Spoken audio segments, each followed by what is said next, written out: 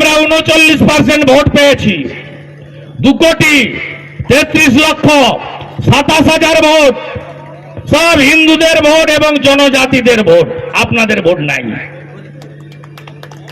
তৃণমূলের 2,75,00,000, 2 কোটি মুসলমানের ভোট, 40 লক্ষ ছাপ্পা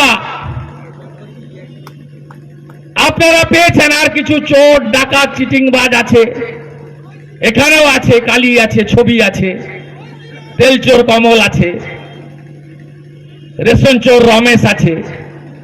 তো চোরগুলো তো তৃণমূল করে, ডাকাতগুলো তারা তো কিছুজন থাকবে। তারপরেও 39% আর 5% হিন্দু এক হবেন, 44% করে দিতে পারবেন রাজ্যে।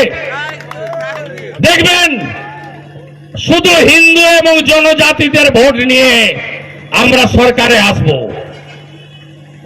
উদাহরণ মহারাষ্ট্র, 2019 ভোট দিতে নেমেছিলেন 61%,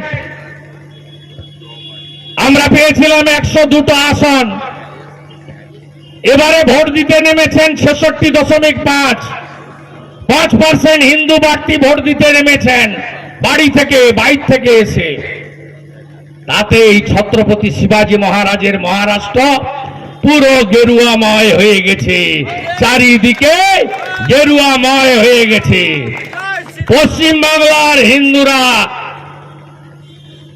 জাগুন, জাগতে আপনাদের হবে, ঐক্যবদ্ধ হন। আমি মাঝামাঝি কোনো কথা বলি না, আমি অনেক বলেছি, বুঝিয়েছি, অনেকবার বলেছি, কিন্তু শোনার লোক নয়। মুসলিম ভোট শুনবে না, তারা রেশন নিবে বলবে অধিকার, শৌচালয় নিবে বলবে অধিকার, বাড়ি নিবে বলবে অধিকার, আর ভোটের সময়ে বলবে আরে তুমি বিজেপি, তুমি হিন্দুদের পার্টি, তোমাকে ভোট দেব না। আরে হিন্দুদের যদি পার্টি হয়ে থাকে তাহলে হিন্দুদের ঐক্যবদ্ধ করব।